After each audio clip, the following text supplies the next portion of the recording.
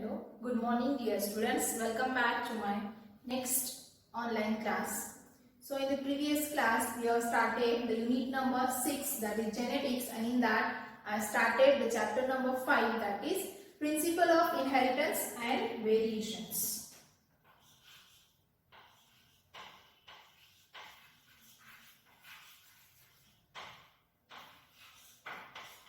Principle of inheritance and variations. Okay,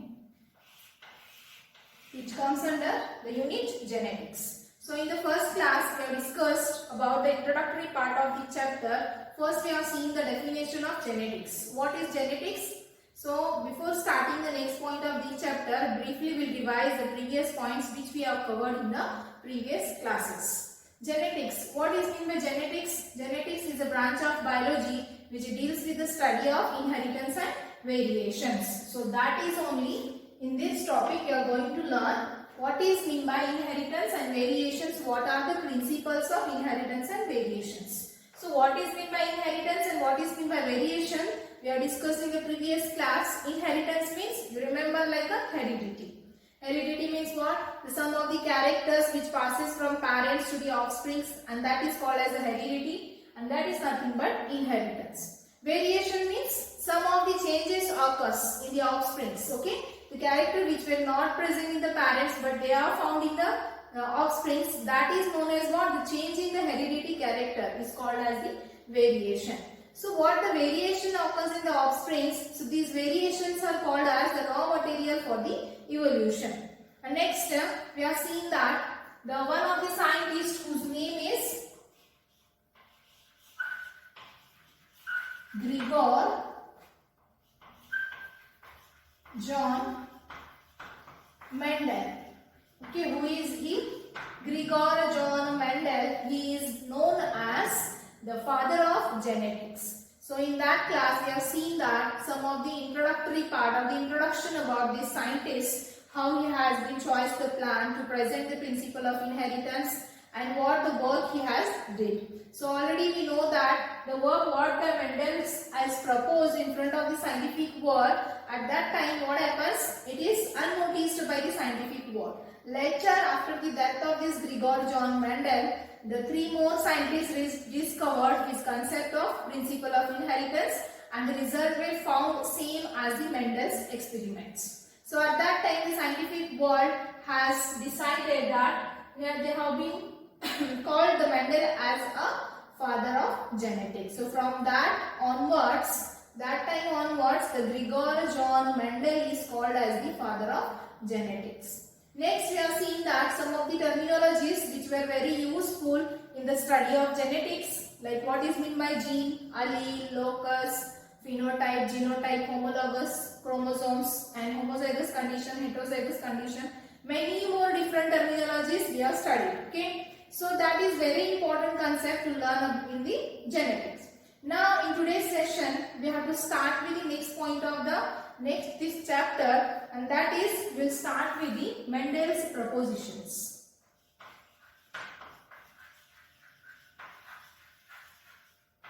Mendel's propositions.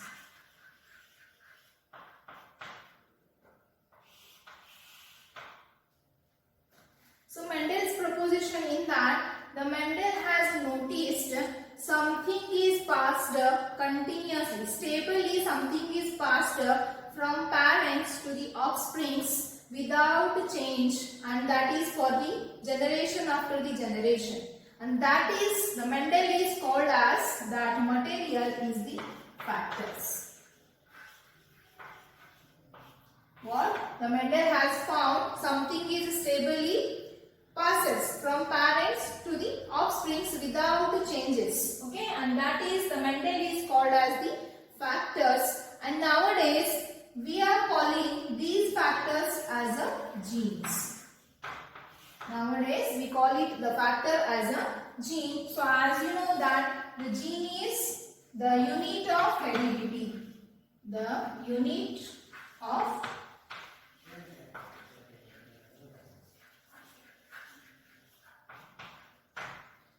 the gene is the unit of heredity.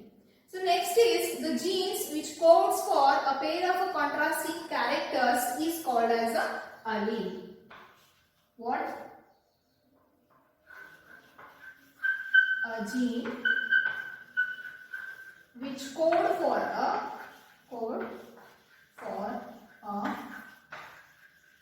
pair of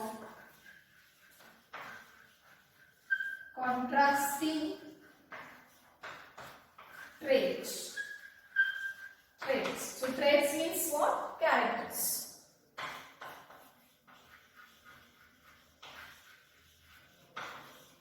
What it is called as? It is called as allele. Okay. A gene which code for a pair of contrasting traits. The traits is nothing but the characters, and it is called as a allele. So we have seen that the contrasting characters means whenever the Mendel has started the propositions. So whenever he has proposed the law of inheritance, he has selected a pea plant, that is Pisum sativum, as his experimental plant. Okay. So he has did the many artificial pollination and hybridization processes, and then from that pea plant he has selected the 7 contrasting characters, pairs of characters. Totally 14 true breeding varieties we have selected, and out of that the 7 pairs of the contrasting characters are selected, like the stem height, okay, seed color, seed shape, pod color, pod shape, next position of the flower. So like that he has selected the 7 pairs of contrasting characters for his experiment.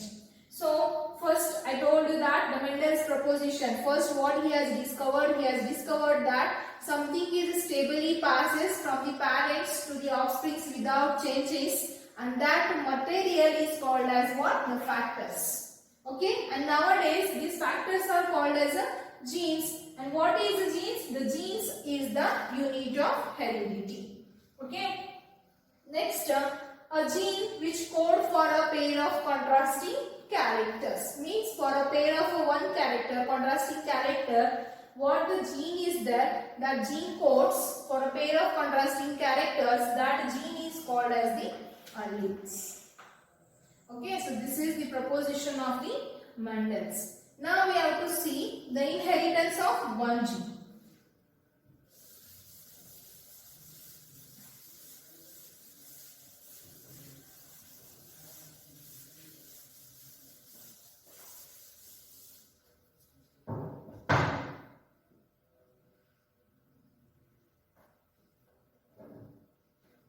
Okay, so before that,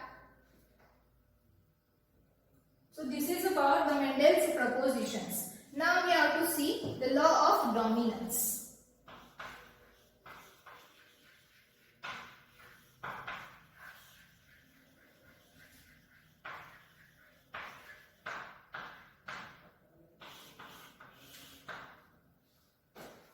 The characters are controlled by a discrete unit called as the factors.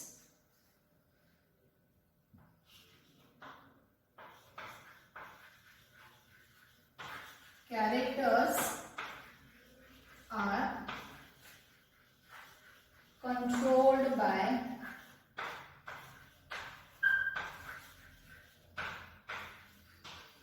discrete unit called as factors. Okay, and usually the factors occurs in a pair. Factors occurs in a pair. So we are observing here what? The law of dominance. Next, in a pair of factors, in a pair of a factor,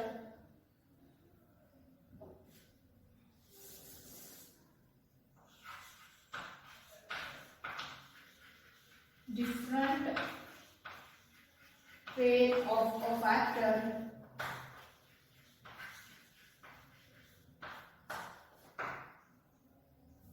one member when one member dominates, and which is called as dominant.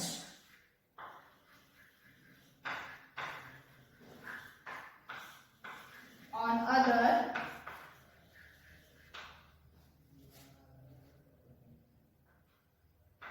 which is called as a recessive. Okay, so see. So first we have seen the propositions of Mendel, and now we have to see the law of dominance. So what is the mean by law of dominance? Here first point is the characters are controlled by a discrete unit called as a factors. What is the first point? The characters are controlled by a discrete unit called as the factors, and factors occurs in a pair. So whenever the two pairs of character is there, two pairs of factor is there, in a different pairs of factor, one member of that pair is dominates on the other pair, and that is called as a recessive. See, the two factors are there, okay, dissimilar two pairs of factors are there. So one is called as the dominance, okay, which dominates over the other part of the other pair of this factor. So one can express its character and which dominates over the other pair, that is called as the recessive. Okay, so what is meant by dominant? Already you know that the factor which can express its character by suppressing the other factor. Okay, and recessive means which is unable to express its character whenever it is in a pair of two different factors. So, you remember the 3 points from the law of dominance. First one is the characters are controlled by the discrete unit and called as what? The factors. So, usually the factors occurs in a pair. Next, in a different pair of a factor, one member dominates on other. That is what? The recessive. On the other, that is recessive. So, this is about the law of dominance. Next, we have to see next point, inheritance of one gene.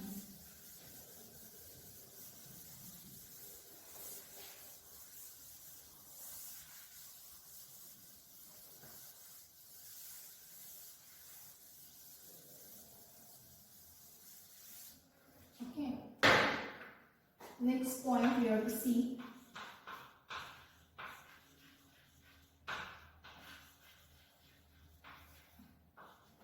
inheritance of one gene. In that we are going to look at to the monohybrid cross,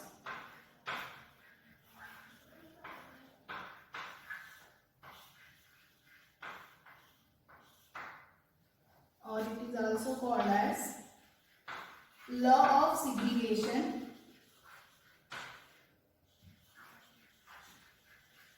and it is also called as purity of gametes. Okay, so now we have to see the inheritance of one gene in that monohybrid cross. It is also called as law of segregation, and it is also called as purity of gametes. Okay. So now here we have to see the inheritance of one gene, that is called as what? The monohybrid cross, law of segregation, and it is also called as the purity of gametes. Next, what is meant by monohybrid? When the alleles of two contrasting characters,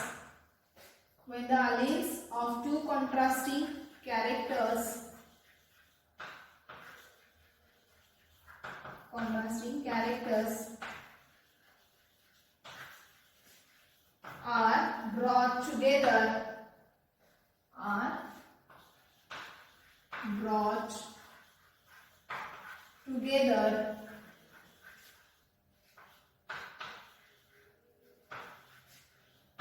in F1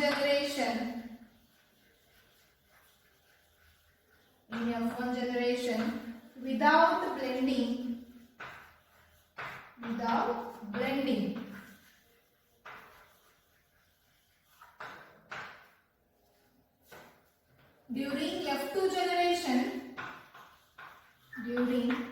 F2 generation,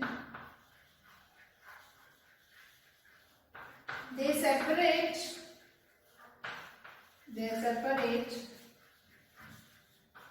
or segregate during gamete formation.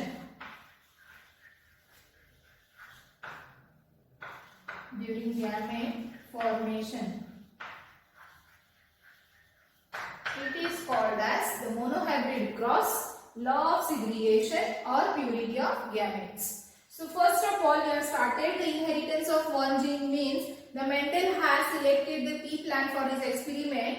In that he has selected one pair of contrasting characters. Okay, he has selected the plant which is differing one pair of contrasting characters. He has taken one example, that is height of the stem. Okay, he has selected two plants. And in that plants what? One plant he has selected a tall plant and another plant he has selected a dwarf plant. Dwarf means short. The height is difference. One is tall, one is dwarf. So in that he has proposed the first law. That is what the monohybrid cross he has did. Mono means single. We have to see here the inheritance of only one gene. Inheritance means the character which passes from parents to offspring. So in this cross we will see only a one inheritance of gene. So that is what called as the monohybrid. Means the plant we have selected differ in only one character. And then it is also called as law of segregation. Segregation means what? The separation. And next it is also called as the purity of gametes. So here what is the definition? First of all, when the alleles of two contrasting characters are brought together. Okay, when the alleles for two contrasting characters are brought together in F1 generation without blending, during F2 generation they segregate or separate during gamete formation. What it means, first of all, I will tell you, when the two alleles of contrasting character. What are the two alleles? One is the tall plants, another one is the dwarf plant. We have selected. Okay, they brought together in F1 generation. And then what happens in F1 generation they remain as it is, and in F2 generation they will get separate or segregate. Okay, when at the time of gamete formation. So this is called as the monohybrid cross, or it is called as the law of inheritance of one gene, or it is called as law of segregation and also called as the purity of gametes. So now we have to see by a genetic problem how this monohybrid cross has taken place in that pea plant. Okay. First of all, the Mendel has selected the two pea plants which are differing in only one character. Okay. So what is that character? Stem height. Stem height he has selected. Okay. So in that one species he has selected tall plants. Okay, and another one he selected dwarf plant.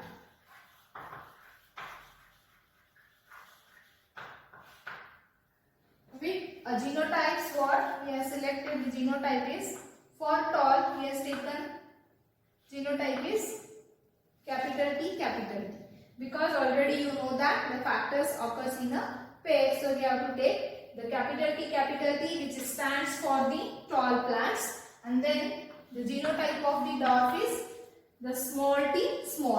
Okay, you just remember here now, first to observe this monohybrid cross you should know the first we have selected one plants differing one character, that is stem height. First tall plants, that is capital T, dwarf plants small t.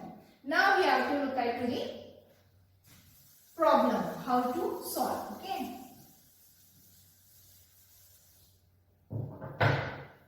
So how we have to solve? Just see here. First, the parental generation we have to select. Parental generation.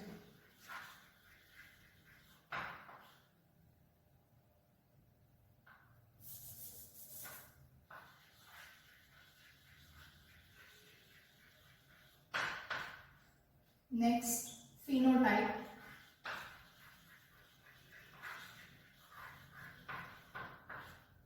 So here the condition was what? Homozygous. Another one is also homozygous. What is the phenotype? Phenotype means the external appearance. Okay, we have selected tall pea plant. Tall pea plant. And another one parent we have selected dwarf pea plant. Dwarf pea plant. Okay. Next, genotype.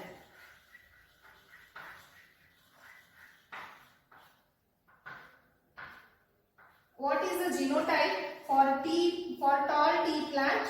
I told you that capital T you have to take. And for dwarf pea plant, the genotype is he has taken small t and small t. Then later the gamete formation takes place. Okay, gametes. So what are the kinds of gametes? From these are the similar pair. So we'll take capital T as one gamete. And from this dwarf, the small t is the one gamete.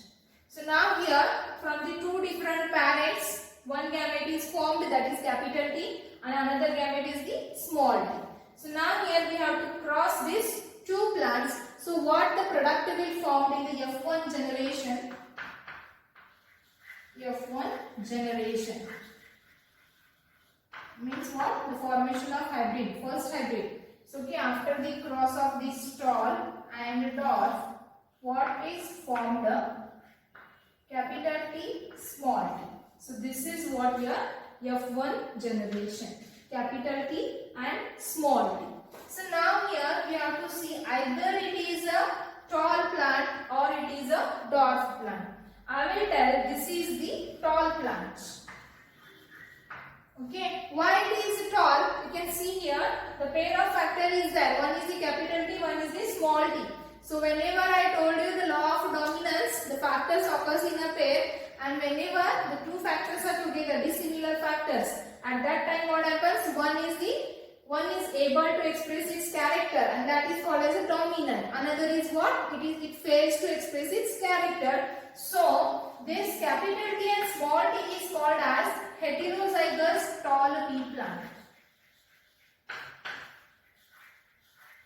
What? Heterozygous tall pea plant. Why it is heterozygous? You can see these two are the dissimilar.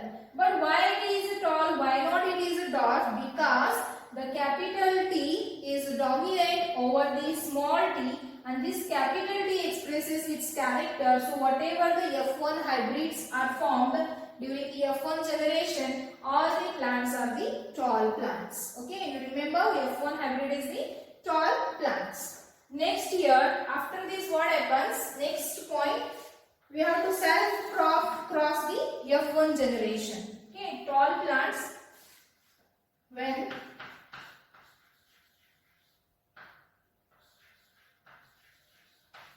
crossing F1 generation. When self-crossing F1 generation, how it is? Capital T small t into capital T small t. Okay? When we cross it is self-cross. So this is your F1 generation. Again we are crossing this with F1 generation. So what the gametes are formed? Gametes. From this the two will form, that is capital T and another will be small t. And from this again 2. Capital T and another one is the small t. Okay. When self-crossing F1 generation, what the gametes are formed? Capital T, small t, capital T, small t. Next we have to represent the F2 generation. Okay. F2 generation represented represented by Punnett square. Punnett square. So now here we are taking the gametes of two parents.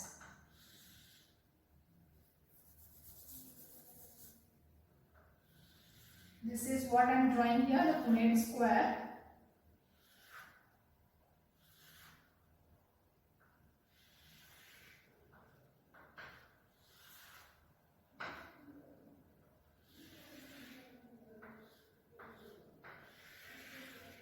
Okay, so here the two parents symbol, one is the male, another one is the female. So these two gametes, capital T here, small t here, and these two gametes, capital T here, small t, means here these are the two gametes of one parent and these are the two gametes of another parent. So now here we are crossing this. So capital T into capital T, what the product is? Capital T. And next one is capital T into small t. Next here small t, capital T. So capital T, small t. And this here last one is small t, small t. So now we have to calculate the ratio of percentage. What is the percentage of formation of the tall plant and what is the dwarf plant? So first we'll see this capital T means what? It is a homozygous tall plant. Okay, tall. Next one is capital T, small t means it is a heterozygous tall plant, because here the two factors are different, but here capital T dominates over the small t. So this is also called as a tall plant. And here capital T, small t means this is also tall plant. Next this small t, small t. So these both are what? The recessive. So it is dwarf. So in the F2 generation we can observe here the 75% of the generation is tall plants and the 25% is what? Dwarf plant. Now we have to see the phenotypic and genotypic ratio. Phenotype and genotype ratio. Phenotype ratio. So what is the phenotype ratio? I told you that 75% of these plants are the tall plant. Externally we have to see. The phenotype means external morphological appearance. So the ratio is 3:1. It means, see, you can see 1, 2, 3, 4. So out of this 4, the 75% is what? The tall plants, that is ratio is the 3. So what is 3 here? Tall. And 25% is the dwarf. So 1% is a what here? Dwarf. So you have to remember the phenotypic ratio of inheritance of one gene is the 3:1. That is 3 are the tall and 1 is the dwarf. Now we have to see the genotype ratio.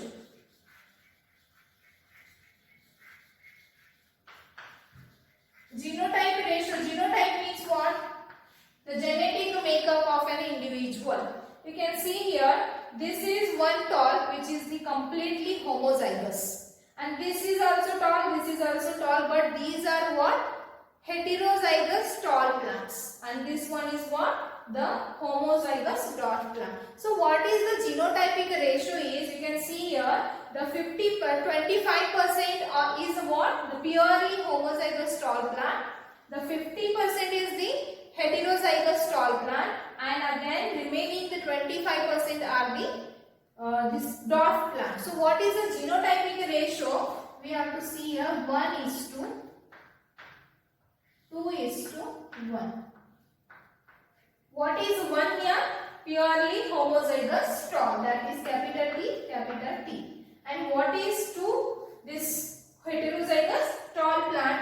So what is that? The genotype is capital T, small t, and last one is the one is purely dwarf plant, that is small t, small t. So Mendel, like this, the Mendel has discovered the inheritance of one gene. Once again we will go through this problem. So already in the introduction part I told you that first time the mathematical analysis and statistical logics were used problems. Okay. So briefly I'll tell you once again what is meant by the monohybrid, what is the law of segregation, and last one what is the purity of gametes. Okay. So monohybrid means here we have to see the inheritance of one gene. Okay, already we have seen the definition, and next the Mendel has selected the parental generation. First of all, the parental generation, that is purely homozygous. He has selected the two plants. One is the homozygous tall plant, another one is the homozygous dwarf plant. So this tall pea plant and dwarf pea plant, which is called as what? The phenotype. So whenever you are solving the problems, remember you have to write this all the whatever headings are written. Then only you will get the complete full 5 marks. So phenotype of this is what? The tall pea plant and this dwarf pea plant. The next one is what is the genotype? Genotype means the genetic makeup of an individual. What the genes we have taken here. So genotype is capital T and small t because you already know that factors occurs in the pair. Next we have to see the gamete formation. So these both are same means we will take only one capital T. It is one gamete. And here we will take only one, that is small t is the one gamete. Now here F1 generation. F1 generation means the crossing of these two parents. Okay, the gametes of these two parents are crossed and here the offsprings are formed, that is capital T small t in the F1 generation, that is heterozygous tall pea plant. Heterozygous means because these both the genes are different, capital T and small t, heterozygous. Why it is a tall only, why not it is a dwarf? Because the capital T is dominant over the small t, so it is the tall pea plant. Okay. The next step is when self-crossing of the F1 generation takes place. Okay, self-crossing means whatever the F1 generation is formed here, we have self-crossed this F1 generation. Okay. Next, in F1, after the self-crossing F1 generation, what the gametes are formed? See, these two are the different, heterozygous, capital T, small t. So here, two gametes from one parent, okay? Capital T, small t. And next one is, here another one is capital T, small t. Now here, the F2 generation will represent by using the Punnett square board. Here this scientist who has been discovered this Punnett square board to present the F2 generation. So now here we have taken, this is called as what? The Punnett square board, and in this the one male and the another female parent, the gametes, capital T here, small t here, and here the another parent's gametes. Then we have to cross this capital T, that is what? The tall plants. Next capital T, small t, again here the tall. So next capital T, small t, small t, small t. Now we have to look at what? The phenotypic ratio and the genotypic ratio. So we can observe the phenotype, that externally if we will observe the 75% are the tall plants, 1, 2 and the 3. Okay, 75% of the plants are tall, so the ratio is 3. And 25% are the dwarf, the ratio is 1. So phenotype ratio, remember that 3 is to 1, that is 3 are the tall plant, 1 is the dwarf plant. Next we have to see the genotype ratio. Okay, here we have to differentiate the homozygous and heterozygous condition.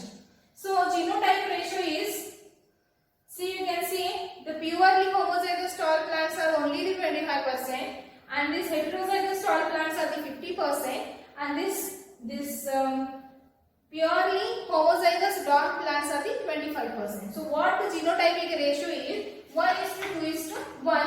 1 is the capital T, 2 are the capital T, small t, and another last one is the small t, small t. So this is about the inheritance of one gene. Okay, you have to remember this, you have to practice the solving of this problem, because in examination the question may be asked for 5 marks. What is law of dominance? Explain inheritance of one gene. Okay, otherwise the question may be asked, explain monohybrid cross, explain law of segregation, law of purity of gametes. So for this we have to remember the 4 names. First is inheritance of one gene, monohybrid cross, law of segregation, law of purity of gametes. Okay. Next, so this completes your inheritance of one gene. Next point we have to see about the text cross.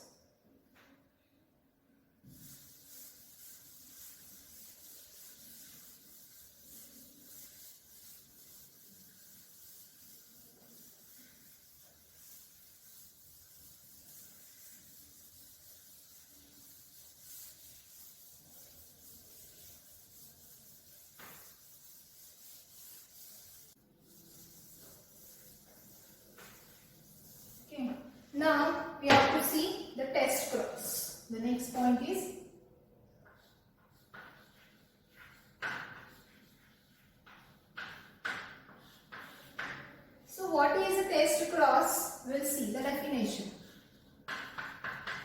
It is a cross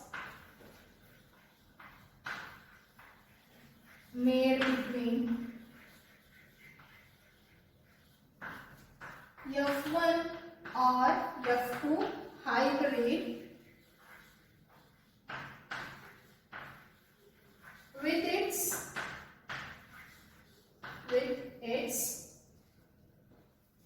double recessive parent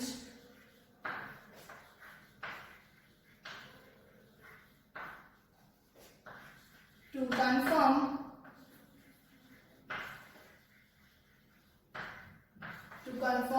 that F1 or F2 hybrids are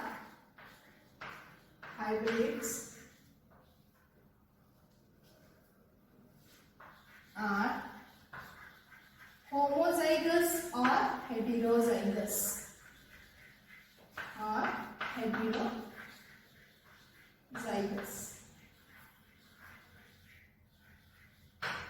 Okay, so see, first we have seen that monohybrid cross, that is inheritance of one gene, and we have seen the phenotypic and genotypic ratios. Okay, so whenever we will go through the homozygous and heterozygous condition, first of all the tall plants are formed, that is 25% are the homozygous tall plant and 50% are the heterozygous tall plant, and lastly here 25% of the dwarf plants. Now we have to see the test cross. So this is the test cross. It is for what purpose?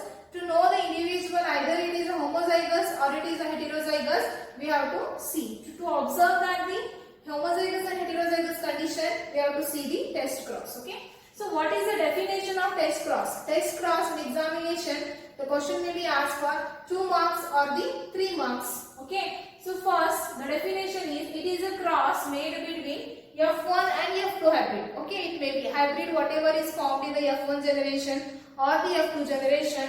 That is hybrid with its hybrid is crossed. F1 or F2 hybrid is crossed, okay, with its double recessive parent to confirm that F1 or F2 hybrids are either homozygous or it is the heterozygous. So now here we will go through by the F1, that is monohybrids F1 generation. Okay. So to understand the test cross, we will go through the F1 generation of the monohybrid cross. What is the F1 generation there? What it forms? Heterozygous tall plant. Okay. I will write here. Heterozygous tall plant. Okay, which is your F1 generation. Okay. Next we have to cross this is with the recessive parent. Double recessive parent. What is that? Genotype is small t, small t. This is F1 hybrid and this is the recessive parent. So when we look at the gametes, okay, we have to separate this. These are the what? The two are there. So what the gametes are formed here? Capital T, small t. I will write here. These are the genotypes. Here the gametes. Okay, how many gametes forms? 2 formed here, and here it is the same. So we will take it with 1 only. So now here we have to cross. We have to make the cross between this tall plant, heterozygous tall plant, and the recessive dwarf plant. Okay. How the cross will make? This capital T is crossed with this small t. So what is formed here? Capital T, small t. Okay. And next one is this small t is crossed with this small t. So what is formed here? Small t, small t. So you can see here, this is the heterozygous tall and this is the homozygous dwarf. So what is formed here? The two different generations are formed here. So this confirms that the 50% of the what is the result here? 50% of plants are tall and 50% of plants are what? Dwarf. Okay, so this is called as the test cross. So what is the ratio here? 1:1.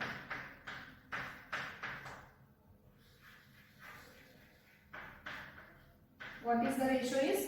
1:1. So you just see why this test cross takes place, to know whether these hybrids are homozygous or the heterozygous. So what came here? The hybrids are heterozygous because of 50% are tall and 50% are dwarf. So what is the significance of this test cross? Significance of test cross. So test cross is useful to know that whether the hybrids are formed that are homozygous or heterozygous, and it is also useful to see the genotypes of the individuals. In examination, the question may be asked, what is the test cross? Explain. For 2 or 3 marks it may be asked. Otherwise, the question may be asked for 2 marks. Write the significance of test cross. Okay. So this is about the test cross what we have seen in today's class. So what the points we have covered in today's class, that is, we have seen that the Mendel's propositions and what he has proposed, the law of inheritance, in that the law of dominance we have seen, the definition we have seen, and the law of dominance, what is mean by law of dominance, we have seen the definitions.